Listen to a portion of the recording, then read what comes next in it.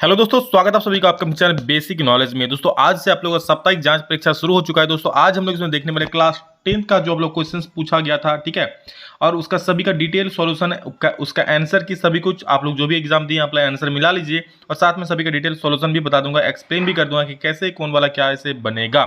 तो चलिए इस वीडियो को शुरू करते हैं। और एक काम जरूर कीजिए दोस्तों, आपके जितने सारे क्लास 10th में पढ़ते हैं दोस्त, भाई बहन, बंधु, दीनबंधु, सभी को शेयर जरूर कर दीजिए, ठीक है, ताकि सभी को इसके बारे में जानकारी प्राप्त हो और सभी को इससे सीख सके, ठीक है। और बिल्कुल ऑब्जेक्टिव एग्जाम हुआ है, आप लोगों को पता है, आप लोगों का ऑब्जेक्टिव क्वेश्चन 40 नंबर का रहेगा, ठीक है। और इस बार का जो पैटर्न है बिल्कुल आप लोग देख सकते हैं, अभी जो 2 महीने एग्जाम होने वाला है, अगस्त और सितंबर, बिल्कुल इसी पैटर्न पर होने वाला है। देख सकते हैं झारखंड शैक्षिक अनुसंधान एवं प्रशिक्षण परिषद रांची, ये हर एक क्लास कैसा लिखा रहेगा, ये क्लास 10 का है, उसी पर 11, 12, 9 सभी का हुआ है। आप लोग जो भी क्लास 11 या 12 का हो, आप लोग मुझे व्हाट्सएप नंबर में अपना क्वेश्चन सेंड कर देना, मैं उसका सोल्यूशन करवा दूंगा आप लोग को, ठीक है। चलिए देखते हैं क्या है यहाँ पर। देखिए इस प्रश्न पत्र में सभी प्रश्न वस्तुनिष्ठ यानी ऑब्जेक्टिव है, सभी प्रश्नों को उत्तर देना अनिवार्य है, सभी को उत्तर देना होगा। कुल 16 प्रश्न है दोस्तों, प्रत्येक प्रश्न 2.5 अंक का है। गलत उत्तर कीजिएगा तो कोई नेगेटिव नंबर नहीं कटेगा। 4 विकल्प दिया, उसमें से किसी एक को आप लोग उत्तर पुस्तिका में लिखना है, जो आपके पास जो भी पेपर दिया रहेगा उसका उत्तर से आप लोग को लिखना है, ठीक है। परीक्षा की समाप्ति से पहले किसी विद्यार्थी की परीक्षा कक्ष से बाहर जाने की अनुमति नहीं होगी। दोस्तों ये आप लोग का प्रोजेक्ट रेल के तहत कोडरमा जिला से क्वेश्चंस आ रहा है, ठीक है। तो चलिए देखते हैं क्या है। और आप लोग हर एक स्कूल में, हर एक झारखंड में जितने सारे सरकारी स्कूल और सरकारी स्कूल जो भी है, सभी जगह पर एग्जाम लिया जा रहा है, ठीक। तो जहां पर नहीं लिया जा रहा है आप लोग अभी लिया जाएगा जरूर, तो सारे क्वेश्चन देख लीजिए अच्छे से। सबसे पहला सवाल, बिल्कुल दोस्तों इसी पैटर्न पर आप लोग बोर्ड एग्जाम भी होगा, ऐसा ही ऑब्जेक्टिव क्वेश्चन वहां भी पूछा जाएगा। बोर्ड एग्जाम में तो ऑब्जेक्टिव सब्जेक्टिव सभी होगा, लेकिन अभी का जो आप लोग का ये साप्ताहिक जांच परीक्षा, इसमें ऑब्जेक्टिव पूछा जा रहा है। देखिए है, सबसे पहले 3825 को अभाज्य गुणनखंडों के गुणनफल के रूप में लिखा जा सकता है। तो कैसे कीजिएगा, सबसे पहले यहाँ पर 3825 को साफ साफ लिख दीजिएगा, ठीक है, 2 को लाइन दे दीजिएगा। अब ये किससे जाएगा, 3 से जाएगा। देखिए तो अभाज्य गुणन लिखना है, अभाज्य संख्या से, 2 से तो जाएगा नहीं क्योंकि लास्ट में 5 है। 3 से जाएगा, देखिए 3 से भी ये 3 से शायद जा सकता है, देख लीजिए 3 से 3 एकम 3 हो गया। 8 तो जाएगा नहीं, लेकिन इससे कम क्या, 3 दूनी 6 हो जाएगा, तो 2 बच गया, तो 3 से यहाँ 22 हो जाएगा, 3 सते 21, 1 बचा, 3 पचे 15, वाह चल गया। तो फिर 3 से दीजिए, फिर 3 से चल जाएगा, देखिए 3 चौके 12 और 7 है तो 3 दूनी 6 हो जाएगा ना, 1 बचेगा तो यहाँ 15 हो जाएगा, 3 पचे 15। अब 3 से जाएगा, अब 3 से ये नहीं जाने वाला है, तो सर किससे जाएगा, 5 से दीजिए। चलिए देते हैं 5 से सर, 5 अट्ठे 40 और 5 पच्चे 25 हो गया। फिर 5 से दीजिए, ये 5 एकम 5, 3 बचा, 5 से 35, 17, फिर 17 से चल जाएगा। मतलब हम लोग आया कितना सर, तो हम लोग आया 3 गुना 3 गुना 5 गुना 5 गुना 17। तो देखिए 2 को 3, 2 को 5 और 1 को 17 जहाँ है वही आप लोग का परम सत्य उत्तर हो जाएगा। तो देखिए 2 को 3, 2 को 5 और 2 को 17, सॉरी 1 को 17 है ना, तो यही आपका उत्तर हो जाएगा। अरे भाई 3 का स्क्वायर मतलब 3 गुना 3, 5 का स्क्वायर मतलब 5 गुना 5 और 17 मतलब 17 हो गया। तो ये आपका आंसर हो गया ऑप्शन नंबर ए, ठीक है, 2.5 नंबर मिल गया। अगला सवाल देखिए, और गारंटी लिख लीजिए एक क्वेश्चन आप लोग बोर्ड एग्जाम में भी इससे रहने वाला है, कुछ रहे या ना रहे एक सवाल तो इससे जरूर रहेगा। 336 और 64 का एचसीएफ क्या होगा। तो एचसीएफ निकालने के लिए आप लोग 2 विधि यूज कर सकते हैं, एक अभाज्य गुणनखंड विधि यूज कर सकते हैं और एक आप लोग का कौन सा विधि, आप लोग का और एक विधि आता है जो भाग विधि द्वारा आता है, ठीक है। जैसे 64 लिखिएगा और 336 ऐसे, मान लीजिए जैसे हम 64 लिख दिए और ये हो गया 336, ठीक है। तो ये कितना बार में जाएगा, 5 बार में, 6 पचे 30 हो जाएगा, 6 बार में होगा 6 चौक 36, ज्यादा हो जाएगा, तो 5 बार में कम से कम दे दो इसको।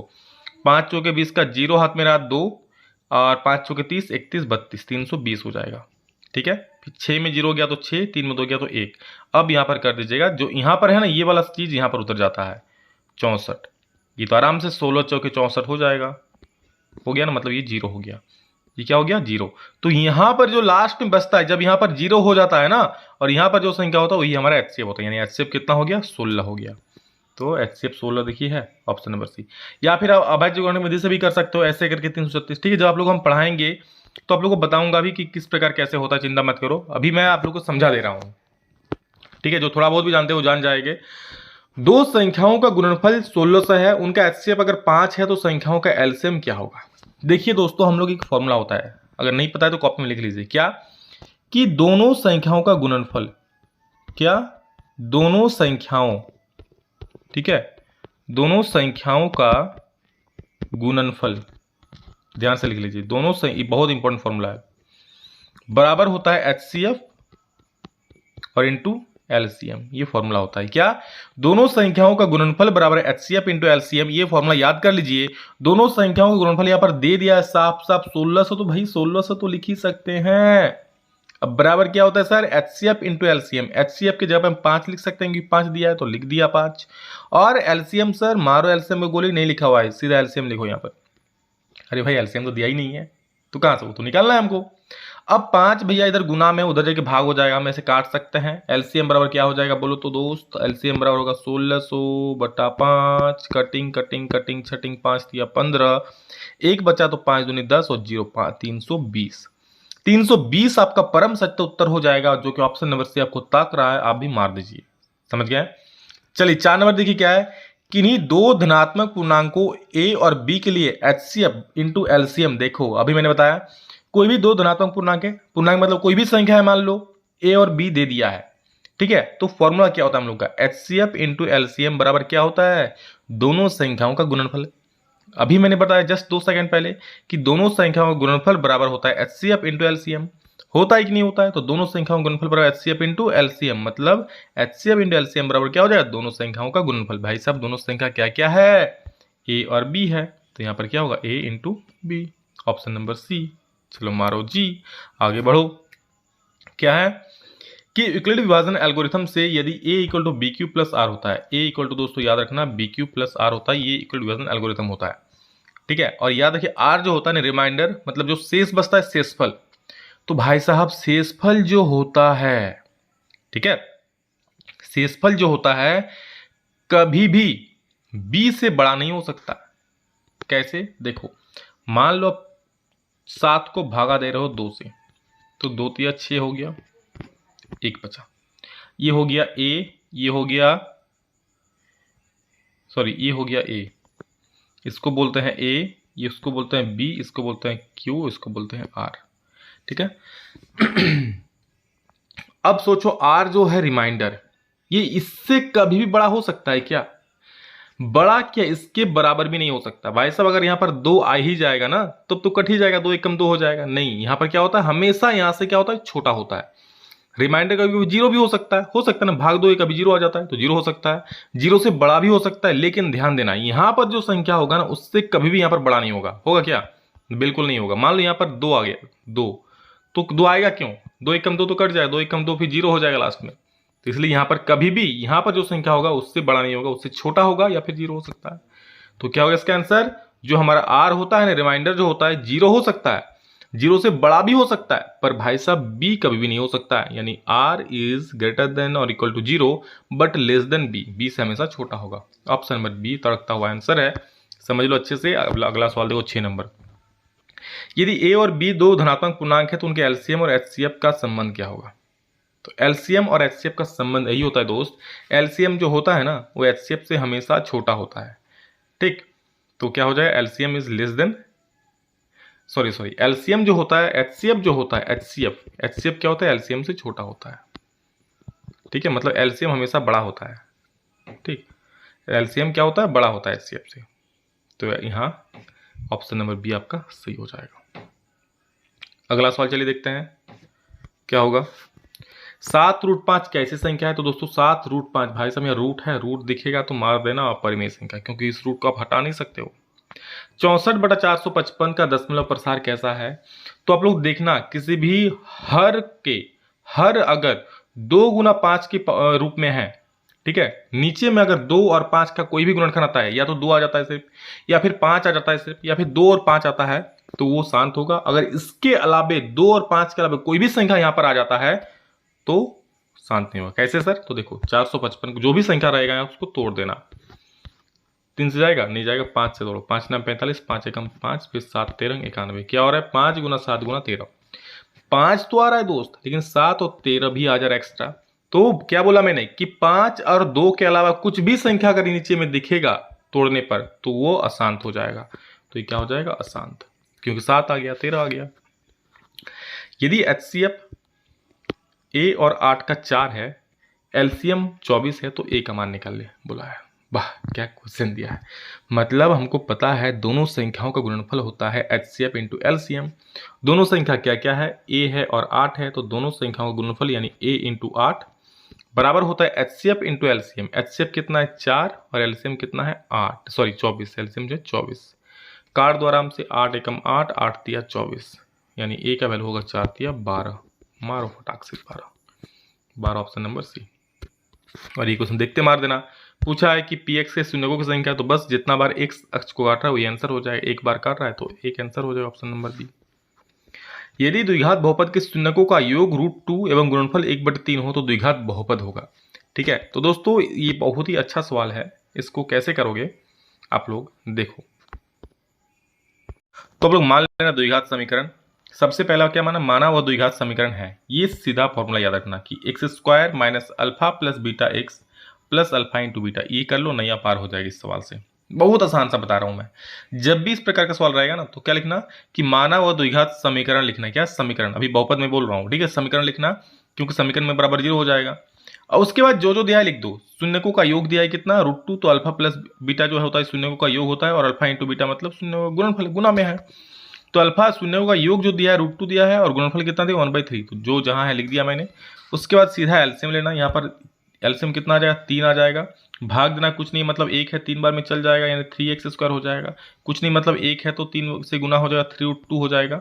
और यहाँ पर प्लस 1 है, 3 से 3 भाग होगा तो एक ही बचेगा ना, एक कम एक। यानी ऊपर में हो गया हमारा 3x² माइनस 3√2x और प्लस 1 बट्टा में 3। 3 इधर है बट्टा में, उधर जाके 0 से गुना होकर भी 0 हो जाएगा। यानी बचा क्या 3x² माइनस 3√2x प्लस 1 बराबर 0। ये हमारा द्विघात समीकरण आ गया। लेकिन हमको समीकरण नहीं चाहिए, हमको बहुपद चाहिए। तो जो द्विघात बहुपद होता है ना मेरे भाई, वो इधर वाला ये जो हो जाता है ना, ये द्विघात बहुपद है। बराबर में 0 दोगे तो समीकरण हो गया, बराबर को भूल जाओ तो ये द्विघात बहुपद हो गया। अतः द्विघात बहुपद हमारा क्या होगा 3x² माइनस 3√2x और प्लस 1, ये आपका सही उत्तर हो जाएगा। समझ गए। चलिए अगला सवाल देखते हैं। तो अगला सवाल हो रहा है यदि द्विघात बहुपद kx² plus 3x plus k का शून्यक दिया है 2, तो k का मान क्या होगा। एक शून्यक मतलब x का एक मान दे दिया है 2, तो k का मान आराम से निकाल लो। बस x की जगह बैठा दो 2, तो x का स्क्वायर यानी 2 का स्क्वायर प्लस 3x यानी 3 इंटू 2 और प्लस k, तो k हो गया। इधर k 2 का स्क्वायर 4 और 4 इंटू के 4k हो जाएगा, प्लस 3 दूनी 6 हो जाएगा। और चूंकि शून्यक है इतना बराबर क्या हो जाएगा 0 हो जाएगा, और प्लस 3 दूनी 6 और प्लस k का k हो जाएगा बराबर 0। तो 4k और 1 के 5k हो जाएगा, तो 5k प्लस 6 बराबर 0 हो जाएगा। तो लिख सकते हैं 5k प्लस 6 बराबर 0, यानी 5k बराबर हो जाएगा -6, यानी k बराबर हो जाएगा -6 बटा 5। गॉट इट, -6 बटा 5, ऑप्शन नंबर डी आपका सही हो जाएगा। चलो अगला सवाल देखो। किसी द्विघात बहुपद के शून्यक अल्फा बीटा के लिए शून्यकों का योग दिया है, यानी अल्फा प्लस बीटा बराबर -4 दिया है, अल्फा इंटू बीटा बराबर 4 दिया है, x² का गुणांक 1 है, तो बहुपद क्या होगा। तो देखो बहुत आसान सवाल है। मतलब हमको द्विघात बहुपद निकालने बोला है, शून्यों का योग और शून्यों का गुणनफल दिया है। तो मैंने अभी कहा क्या होता है द्विघात बहुपद। देखो यहाँ पर हम लोग वही चला चिन्ह मान के करेंगे हम लोग। तो जैसे मैंने इससे पहले वाला बताया ना वैसे ही कर सकते हो। x² मान लो minus alpha plus beta into x मान लो, और प्लस अल्फा इंटू बीटा मान लो, और बराबर में 0 कर दो। 1 मिनट, 0 कर देना, ठीक है। तो कुछ नहीं, x² हो गया, माइनस है तो माइनस अल्फा प्लस बीटा का वैल्यू क्या है -4, तो -4 हो जाएगा और x हो जाएगा, प्लस अल्फा इंटू बीटा कितना है 4, 4 और बराबर का 0, तो हो जाएगा x² हो जाएगा प्लस 4x हो जाएगा और प्लस 4 हो जाएगा बराबर का 0। तो ये वाला जो होगा आपका द्विघात बहुपद हो जाएगा, x² प्लस 4x प्लस 4, तो x² plus 4x plus 4, option number C आपका बिल्कुल सटीक सटीक सटीक जवाब हो जाएगा। समझ गए। अगला सवाल देखो 14 नंबर।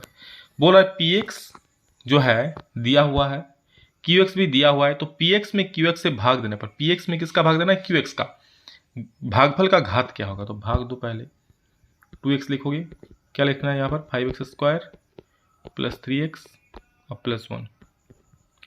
2 को कितना से गुना करोगे कि मेरा 5x² आ जाएगा, ठीक है। तो 5x² लाना है तो उसको हम 5/2 x से गुना करेंगे, ठीक है, तो मेरा 5x² आ जाएगा।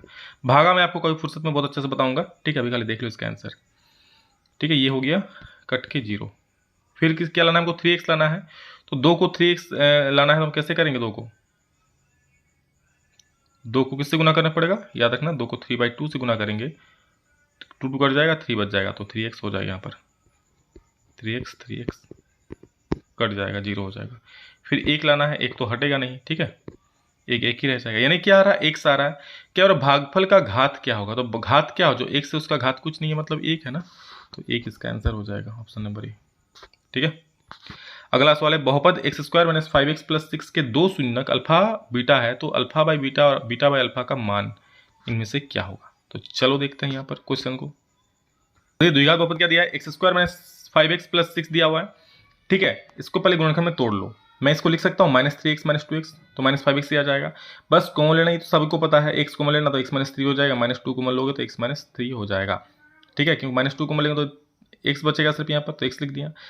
6 कितना बार में, 3 बार में, तो 3 लिख दिया, ठीक है। चलो गुणनखंड जिसको नहीं आता कमेंट में बोलना, मैं आप अच्छे से बता दूंगा, ठीक है। अब क्या कॉमन आएगा, x - 3 दोनों में है, लिख दिया मैंने, और x - 2 हो जाए यहाँ पर, बस x - 3 बराबर एक बार 0 करो, एक बार x - 2 बराबर 0 करो, x = 3 और x = 2, दो को में लिया। आपको अल्फा बाय बीटा मतलब एगो अल्फा मिला, एगो बीटा मिला, जो शून्यक निकलता है ना मेरे दोस्त, एगो अल्फा होता है, एगो बीटा होता है, समझ गए। तो बस अल्फा बाय बीटा और बीटा बाय अल्फा कर दो, दोनों को जोड़ दो, ठीक है। अल्फा बाय बीटा यानी 3/2 और बीटा बाय अल्फा यानी 2/3, दोनों को एलसीएम लेना, 13/6 इसका आंसर आ जाएगा, देख सकते हो आप, ठीक है। तो इसी प्रकार का सवाल, ऐसा ही सवाल आप लोग एग्जाम में पूछा जाएगा, समझ रहे हो, बोर्ड एग्जाम में भी इसी प्रकार के सवाल आएंगे, समझ गए। और ये ऑब्जेक्टिव, इसलिए इस ऑब्जेक्टिव क्वेश्चन को प्रैक्टिस करो। और आप लोगों को बोर्ड लग चुका है दोस्तों, थोड़ा लाइटिंग का सेटअप बचा हुआ है, थोड़ा दिक्कतें चल रही है, इसलिए थोड़ा लेट हो रहा है। आप लोग जल्द क्लासेस शुरू होने वाले यूट्यूब पर भी और हमारे एप्लीकेशन पर भी, ठीक, चिंता मत करो, बहुत धुआंधार पढ़ाई होगा, बस चैनल पर जुड़े रहो। अभी सभी दोस्तों को, जितने सारे दोस्त आपके, सभी को शेयर जरूर कर देना 10th क्लास के, वो जो भी छोटे भाई बहन जो भी 10th क्लास में पढ़ते हैं दोस्त आपके, सभी को शेयर करो, ठीक है। अगला सवाल है लास्ट क्वेश्चन की, भाग एल्गोरिथम से px = gx × qx + rx है, तो निम्नलिखित में कौन सही है। तो याद रखना, जो rx यानी जो रिमाइंडर लास्ट में होता है ना, वो 0 हो सकता है, या फिर दोस्तों हमेशा जो होता है ना rx से, ठीक है, rx जो होगा gx से क्या होता है, छोटा होता है, यहाँ पर जो होगा उससे छोटा होगा, ठीक है, समझ गए। तो ऑप्शन नंबर सी इसका सही उत्तर हो जाएगा। तो ये दोस्तों आप लोगों का सवाल का सभी का जवाब। आप लोगों के पास क्लास 10th 11th 12th किसी भी का क्वेश्चन है तो सेंड कर दीजिए, मैं इसको सोल्यूशन करवा दूंगा, ठीक है। सभी दोस्तों को शेयर कर दीजिए ताकि सभी को इसको जान सके, अच्छे से पढ़ाई कर सके। चलो, love you all, thank you all of you, अभी तो नेक्स्ट जल्द मिलेंगे, तब तक के लिए जय हिंद, वंदे मातरम।